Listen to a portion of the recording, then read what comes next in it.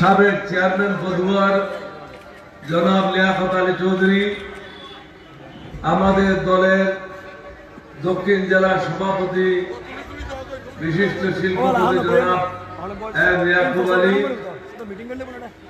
সদা সর্বদা কর্মে ব্যস্ত নিবেদিত প্রাণ দক্ষিণ জেলার সাধারণ সম্পাদক গোলাম কিবরিয়া শিমুল সহ উপস্থিত মঞ্চ নেতৃবৃন্দ, উপস্থিত আমাদের কর্মী ভাইরা, মা বোনেরা, আসসালামু আলাইকুম ওয়া রাহমাতুল্লাহি ওয়া বারাকাতুহু। আপনারা নিশ্চয়ই এখন ফুটবল খেলা দেখার জন্য অপেক্ষা করছেন, সবাই উদ্মুখ হয়ে আছেন। সংক্ষেপে বলবো, প্রথমে বলবো কমিটি সম্বন্ধে। এখানে 3 জনের একটা কমিটির ঘোষণা দেওয়া হয়েছে। 4 জনের সভাপতি, সিনিয়র সহসভাপতি, সাধারণ সম্পাদক এবং সাংগঠনিক সম্পাদক। এটা যে 100% সত্য বা সঠিক এটা ঠিক নয়।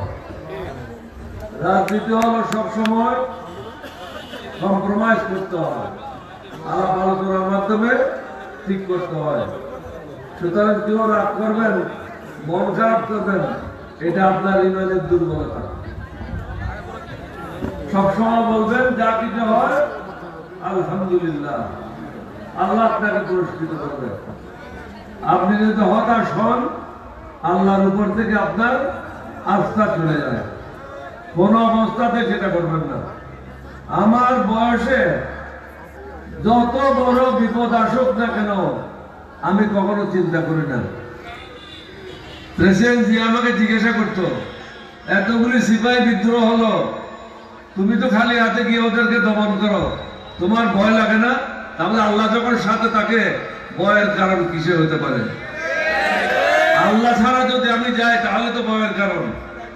আমি তো আল্লাহর ছায়ার নিচে হাঁটতেছি, তাহলে আমার ভয়ের কারণ কি? সুতরাং কমিটিগুলি সুন্দরভাবে করবেন, সবাইকে মিলিয়ে নেবেন, ডাইকে বসে কাজগুলি করবেন এবং বিভিন্ন ইউনিয়নে ওয়ার্ডে সদস্য পদ নেওয়ার জন্য প্রত্যেককে সদস্য পদ পূরণ দিতে হবে, ফর্ম দিতে হবে। না হলে অনেকে মনে করবে আমি তো এই কোম্পানির লোক না, এই দলের লোক না। কিন্তু আপনি যখন ফর্মটা পূরণ করবেন, ওখানে ছোটখাটো একটা শপথ বাক্য আছে, আপনি এগুলি পড়ে শুনে যদি দস্তখত করেন, তাহলে দলের প্রতি আপনার মায়া, মমতা এবং দায়িত্ববোধ অনেক বৃদ্ধি পাবে। আর একটি কথা হলো, আগামী দিনে পরে হবে, অবশ্যই হবে, সেটা হলো মেম্বার নির্বাচন, চেয়ারম্যানের নির্বাচন, উপজেলা চেয়ারম্যানের নির্বাচন। আপনারা যদি এখন থেকে প্রস্তুতি না নেন, পরে কিন্তু বিপদে পড়ে যাবেন। দেখবেন কোন ইউনিয়ন থেকে 3 জন মেম্বার এক জায়গা থেকে প্রাপ্ত হয়ে গেছে, কোন ইউনিয়নে 2 জন চেয়ারম্যান প্রাপ্ত হয়ে গেছে, 2 জনেই হবেন না। এখন থেকে মিলাপ করে করে করে করে আস্তে আস্তে সমঝোতা করে মেম্বার কে দাঁড়াবে, চেয়ারম্যান কে দাঁড়াবে, উপজেলা চেয়ারম্যান কে দাঁড়াবে, ভাইস চেয়ারম্যান কে দাঁড়াবে, আস্তে আস্তে আস্তে আস্তে আস্তে মানুষের মধ্যে জনমত গড়ে তোলেন। মানুষের মুখে জয়, মানুষের মুখে হয়। সৎ পথে থাকবেন, সত্যের পথে থাকবেন, ন্যায়ের পথে থাকবেন, আল্লাহ আপনার সাথে থাকবেন। এটা আল্লাহ ওয়াদা করেছে, এটা তো যে আমি নিজে বলছি না। আমরা যদি আল্লাহর সাথে থাকি, আল্লাহ আমাদের সাথে থাকবে। আমি পরের কথাটা আগে বলে যাই। আমার নবী করিম সাল্লাল্লাহু আলাইহি ওয়াসাল্লামের ওফাতের যখন সময় হলো, সর্বশেষ সময়, আগের ঘটনা আমি বলছি না, একদম আর কয়েক সেকেন্ড বাকি আছে, তখন শুধু মুখের থেকে বাইরে হলো সালাত সালাত সালাত, অর্থাৎ নামাজ নামাজ নামাজ। সুতরাং নামাজ ছাড়া কোন মুক্তি নাই। একজন বড় বুজুর্গে জিজ্ঞাসা করেছিল, আপনি কি নামাজ চান না বেহেশত চান? বলেন, আমি বেহেশত চাই না, আমি নামাজ চাই। নামাজ পাইলে আল্লাহকেও পাবো, বেহেশত পাবো। আর বেহেশত পাইলে আল্লাহকে পাবো, এটার কোনো নিশ্চয়তা নাই। সুতরাং আপনাদের জীবনে, আপনাদের পরিবারের সবার জীবনে 5 ওয়াক্ত নামাজ কায়েম করেন। এই নামাজ হবে, সুদ খাওয়া চলবে না, ঘুষ খাওয়া চলবে না, অন্যায় করা চলবে না, মদ পান করা চলবে না, ইয়াবা ট্যাবলেট বিক্রি করা চলবে না। আপনি যদি আল্লাহর হুকুম পালন না করেন, নামাজ পড়েন, ওই নামাজ চলবে না, কোনো মূল্য নাই। নামাজের পূর্ব শর্ত আমাদেরকে পালন করতে হবে। অর্থাৎ যে জিহ্বাটা ছোট জিনিস, শরীরের সবকিছুর সাথে তুলনা করলে খুব ছোট জিনিস, যেটাকে দিয়ে আল্লাহকে ডাকেন, এটাকে পবিত্র রাখতে হবে। পবিত্র রাখার একমাত্র উপায় হলো সকল প্রকার হারাম কাজ থেকে নিজকে মুক্ত রাখা। এখন মৌলানা সাহেবরা বিভিন্ন জায়গায় গিয়ে ওয়াজ এগুলি করে না, তারা ভয় পায়, কারণ আপনারা পরের বছর তাদেরকে আর দাওয়াত করবেন না। সুদ করার পাশে যদি গিয়ে বলে সুদ খাইও না, বলছে মৌলানা সাহেব বেশি খারাপ, এবার এই বছর আর নষ্ট হয়ে যায়। মেয়েদের সম্বন্ধে আল্লাহ রাব্বুল আলামিন বলেছেন, আল্লাহ রাসূল বলেছেন, যেটা আমি পালন করি না, আমার পরিবারও পালন করে না। চেহারাটা শুধু স্বামীকে দেখাতে পারবে, নিজের মা বাপকে দেখাতে পারবে, এর বাহিরে প্রাপ্তবয়স্ক সন্তানকেও চেহারা দেখাতে পারবে না। নিষেধ, কিন্তু আমরা এটা পারি না পরিপার্শ্বিকতার অবস্থায়। তবে আমি এটা বলবো, যতদূর পারেন নিজকে বাঁচান। আপনাকে বাঁচানোর জন্য কেউ আসবে না। আপনি যখন মারা যাবেন কি হবে? স্ত্রী পুত্র সবাই বসে মিটিং করবে, জমি কে কোনটা নেবে বলো, ঘরের কোন অংশ কে নেবে বলো, বাবার চাবিটা কোথায় বলো, দলিলগুলি কোথায়, ব্যাংক অ্যাকাউন্টে কত টাকা আছে। আপনার কবরে নাজাতের জন্য কিছু করবে না। ওই চিরের জন্য যে একটা আছে, 4 দিনের জন্য মৌলানা সাহেবদেরকে ওখানে বসায় দেবে, দায়িত্ব শেষ।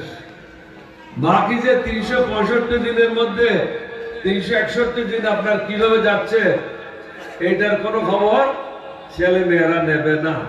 টাকা পয়সা থাকলে মাঝে মাঝে মেজবান দেবে, ওইটাতে একদিনেই শেষ। কিন্তু ছেলে মেয়েদের কাজ হলো প্রত্যেক দিন ন্যূনতম হলো নামাজ পড়ে মা বাবার হক আদায় করার চেষ্টা করা। হক তো কখনো আদায় করতে পারবেন না, পারবে?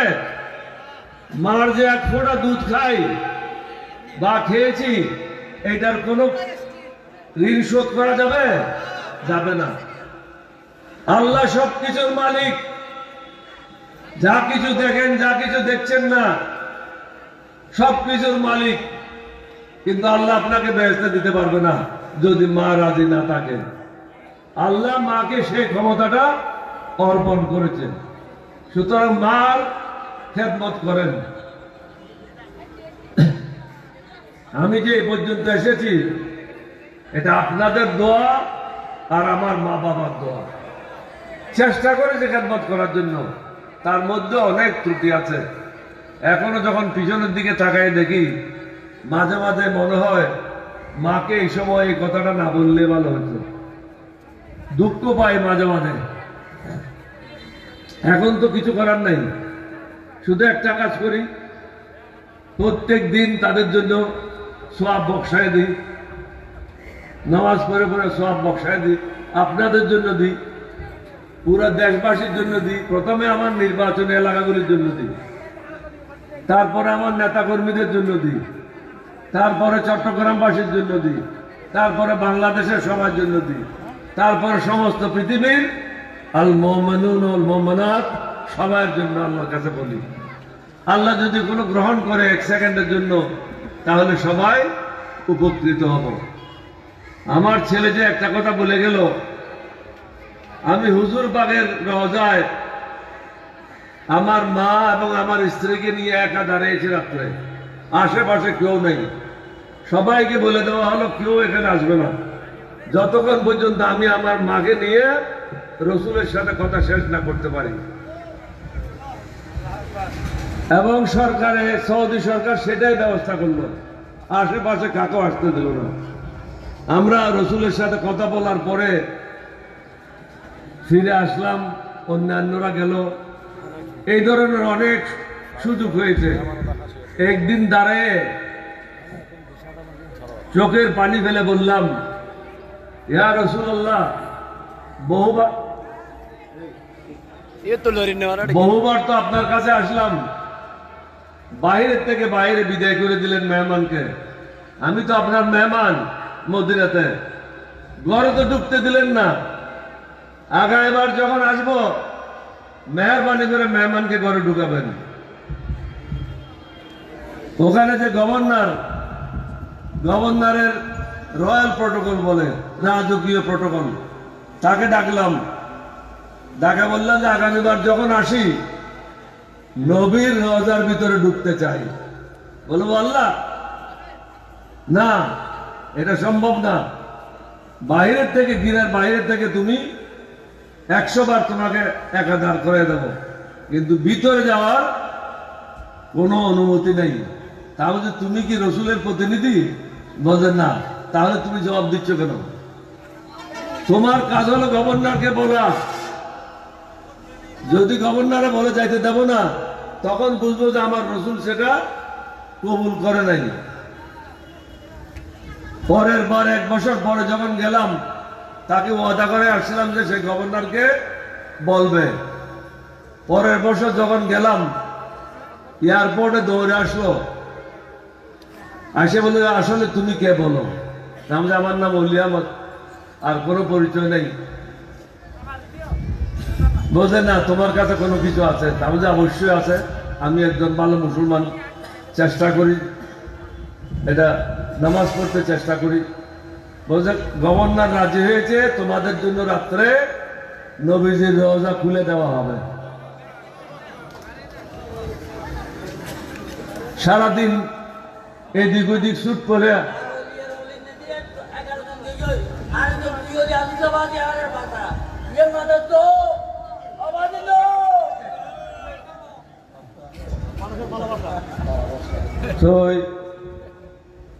হুজুর পাগল রওজা এই যে হয়ে আসছিলাম, অন্তরত্ব কাঁদিয়ে রে যে ঘরে ঢুকতো না জন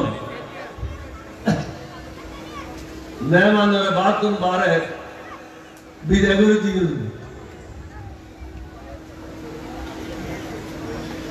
আর নবী কবুল করি, আল্লাহ কবুল করি। ভিতরে গেলাম,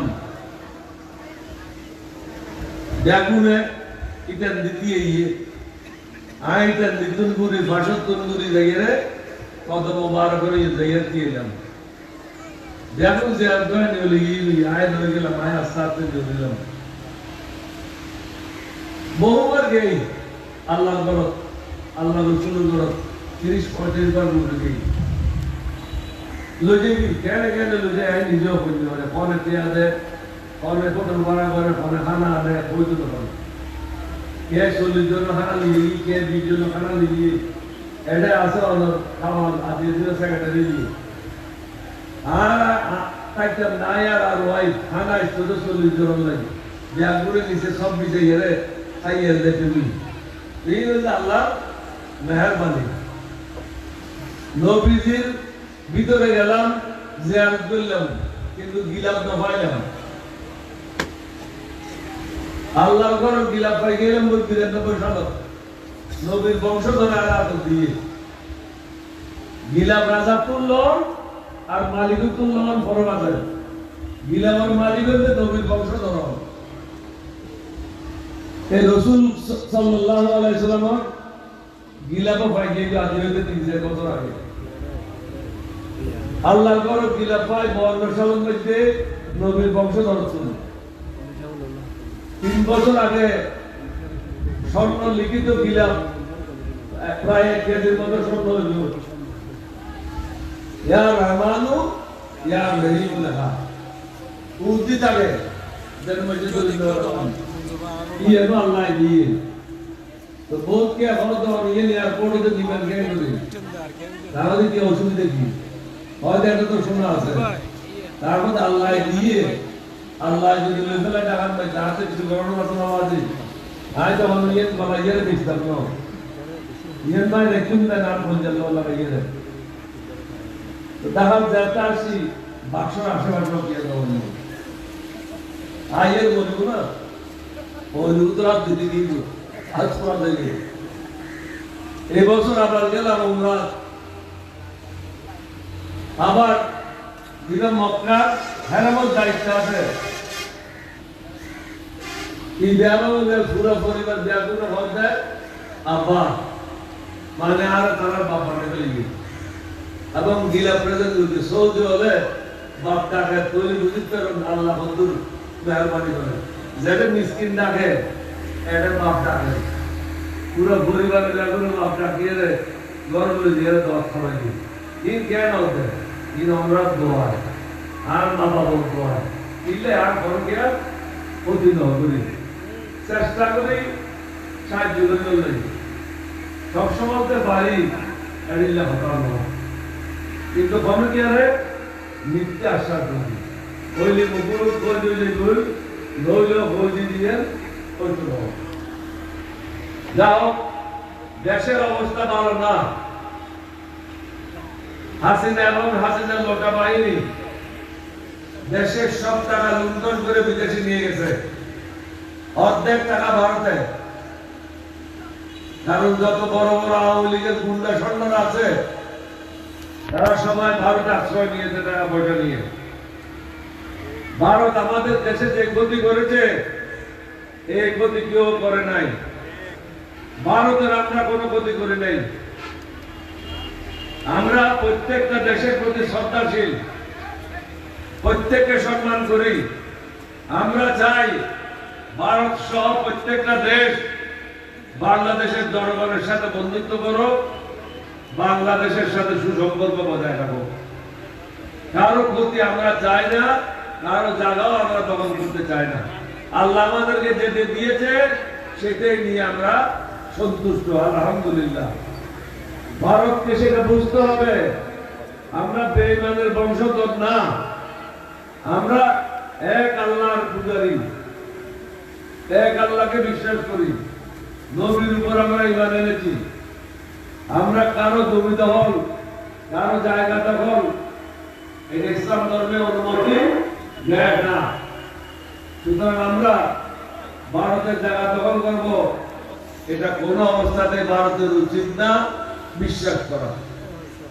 আমরা ভারতকে বলবো আমাদের দেশের কোন কর্মকাণ্ডে নাক গলায়ও না আমাদেরকে আমাদের ভাগ্যের উপরে ছেড়ে দাও তোমরা তো ঘুরে দেখছো ফলাফল কি হয়েছে হাসিনা রেহানা দেশ ছাড়া হাসিনার ছেলে জয় বউ ছাড়া মেয়ে পুতুল স্বামী ছাড়া তাহলে আর কি বাকি থাকলো কেউ দেশ ছাড়া কেউ বউ ছাড়া কেউ স্বামী ছাড়া আল্লাহ কিরকম শাস্তি দিল কিরকম কঠোর শাস্তি আপনারা যারা টেলিফোন দেখেছেন গত 3 বছর যাবত আমি বলেছি এখনো সময় আছে ক্ষমতা হস্তান্তর করো নিরাপদে দেশ ত্যাগ করো কিন্তু আমার কথা শুনে নাই না শুনে কি হলো কাপড়গুলি নিয়ে ঠিকভাবে যেতে পারেনি গেছে গেছে এক বুড়া বেটার কাছে গেছে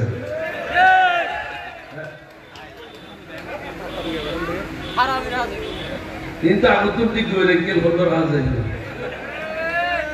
অনরা ন দেখো বোধ হয়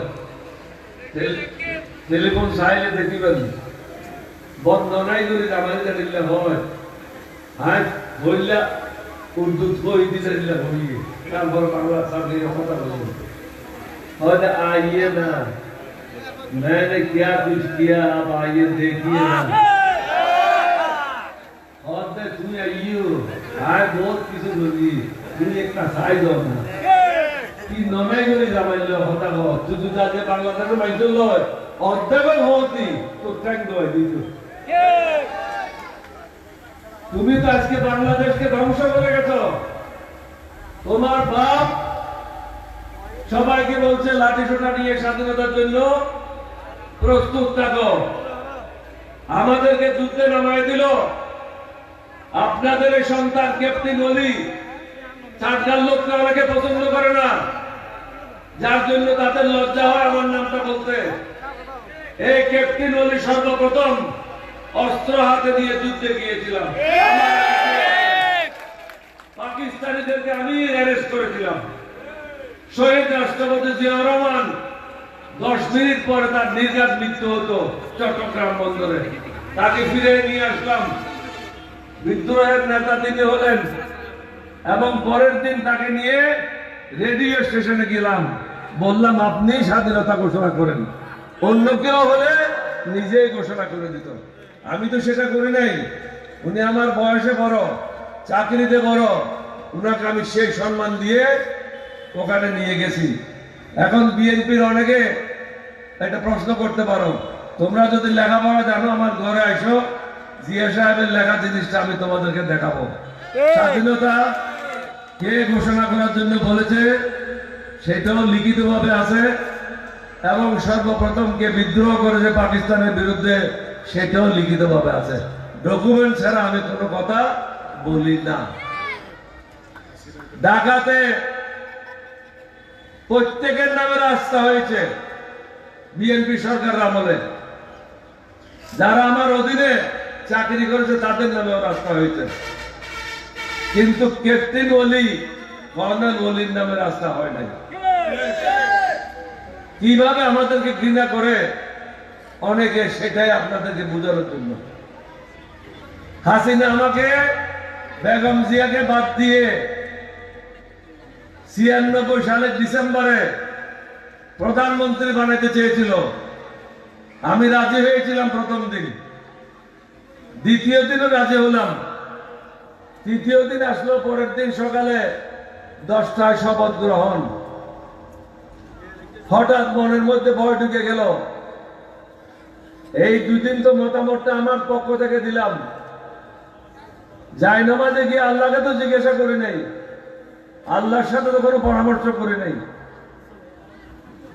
আমার ঘরে ছিল তখন আফম জাহাঙ্গীর প্রতিমন্ত্রী পটুয়াখালী এবং হাফিজ শেখ হাসিনার চাচা দুজনকে বললাম যে বসো আমি আসি উপর তলায় গেলাম ওযু করলাম যাই নামাজে গিয়ে সজদায় গেলাম কারণ আল্লাহর সাথে আর কোনো দূরত্ব থাকে না একজন মুসলমান যখন সজদায় যায় আল্লাহর সাথে আর কোনো ফয়সালা থাকে না আল্লাহর কাছে কান্নাকাটি করে বললাম আল্লাহ আমাকে তো প্রধানমন্ত্রী বানাচ্ছে লোভে পড়ে গেলাম আমার জন্য কি ভালো হবে আল্লাহ বলো আমার অন্তরে জানা হয়ে গেল তুমি বেঈমানি করো না মুনাফিকি করো না নিজের জায়গায় থাকো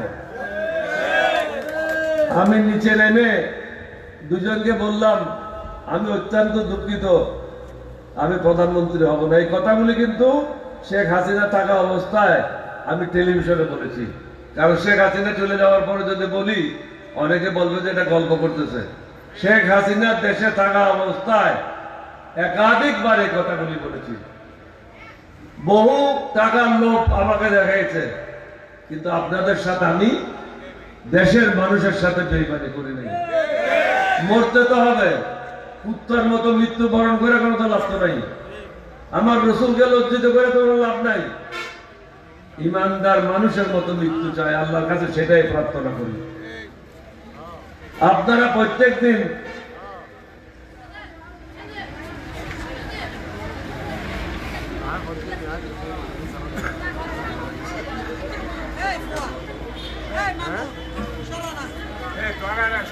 আমরা প্রত্যেকদিন 5 ওয়াক্ত নামাজ পড়ি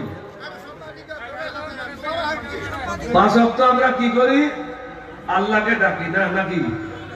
আল্লাহকে ডাকি তো, কিন্তু 24 ঘন্টার মধ্যে আল্লাহ আমাদেরকে একবার ডাকে নাম ধরে ধরে।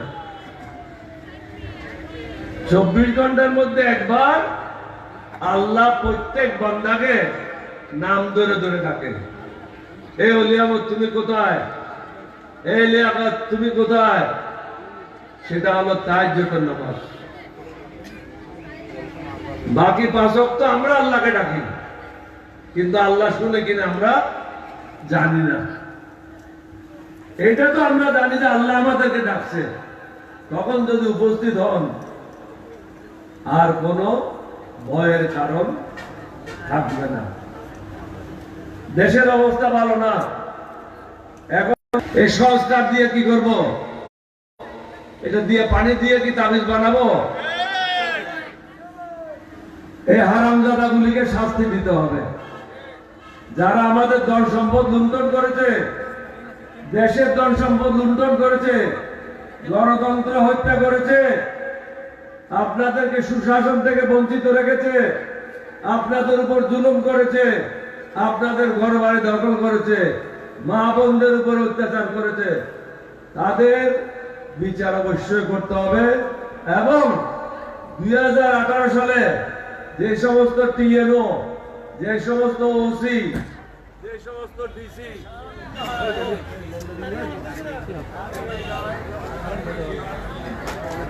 হারান আছে